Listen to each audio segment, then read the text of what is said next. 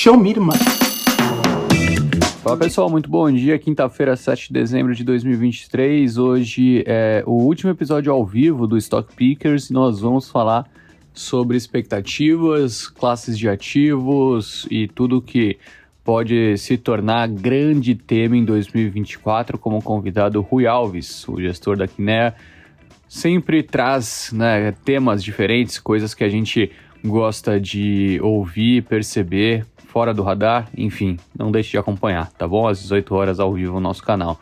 Bom, falando um pouquinho aqui sobre a sessão de ontem, o Ibov caiu 1,01, então fechou a 125.622 pontos, puxado principalmente por empresas exportadoras de commodities, O petróleo Brent ali caiu quase 4%, a 74 dólares e 27 cents.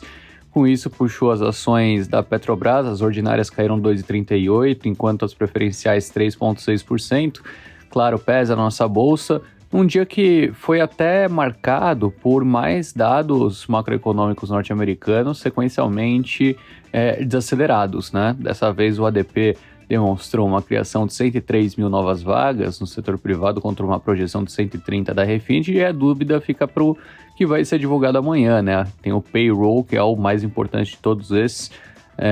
À medida que os números mais fracos foram divulgados de outros ADP nessa semana, a gente viu a curva de juros lá fora fechando, até fazendo com que o movimento por aqui também ocorresse ontem, Vocês têm uma ideia, os Treasury Yields para 10 anos caíram mais 5,4 pontos base, agora a mais ou menos 4,12, Então isso beneficiou empresas ligadas ao setor doméstico, Pão de Açúcar, por exemplo, subiu mais quase 4, CVC quase 3, Arezzo 2,5, e o dólar recuou 0,48 frente ao real a 4,90.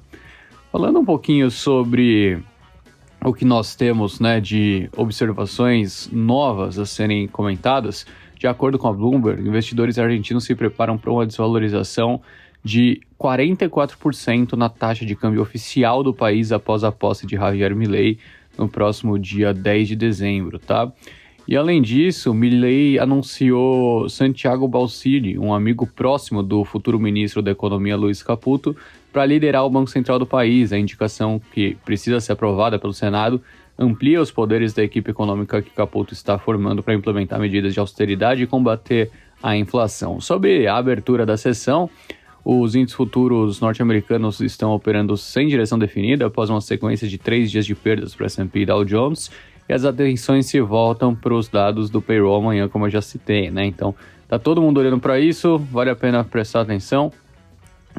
Quando a gente olha aqui para o Brasil, o relator da Lei de Diretriz Orçamentária, da LDO, o deputado Danilo Forte, do União do Ceará, fará uma coletiva de imprensa hoje às 11h30 sobre o relatório final e, em seguida, o parecer será protocolado no sistema do Congresso Nacional. Então, a expectativa gira em torno da possibilidade do parlamentar acatar ou não a sugestão do governo de criar limites para o bloqueio de despesas do orçamento para 2024 com base no piso de crescimento dos gastos previstos no novo arcabouço fiscal.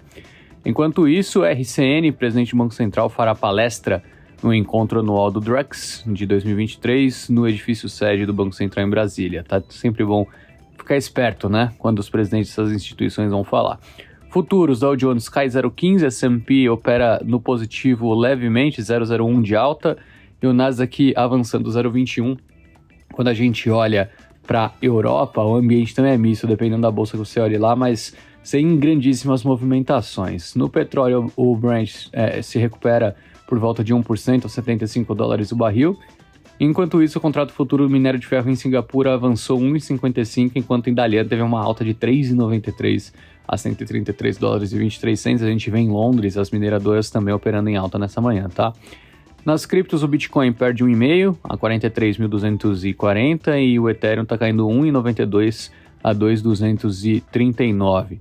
No noticiário que vai fazer preço, a Assembleia Legislativa do Estado de São Paulo aprovou ontem à noite, por 62 votos favoráveis e um contrário, o projeto de lei que concede autorização ao governo do estado para privatizar a maior companhia de saneamento básico e distribuição de água encanada no Brasil, a Sabesp, em meio a protestos contrários. Após 3 dias de discussão, a sessão de ontem teve que ser interrompida à medida que manifestações contrárias à privatização se intensificaram nas galerias do plenário, né? Teve até mesmo que a polícia utilizar spray de pimenta para conter os manifestantes, então tinha dúvida se ia conseguir fazer, né, a votação dentro ali do plenário, após ter utilizado, né, o spray, mas sim, isso ocorreu. E a aprovação coloca a Sabesp um passo mais próxima, né, agora dessa privatização. O texto vai à sanção do governador do estado, Tarcísio de Freitas, que também é o autor do projeto.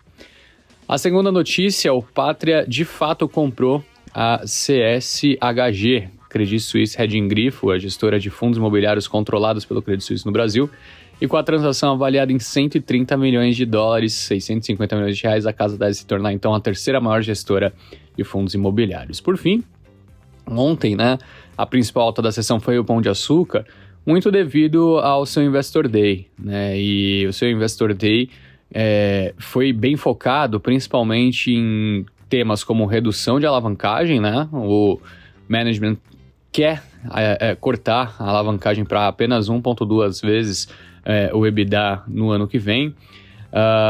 Falou também muito sobre sua redução de queima de caixa, né? Pretendendo reduzir ali em 50% no ano que vem, depois dela já ter caído de 2 bi para 1 bi nesse ano.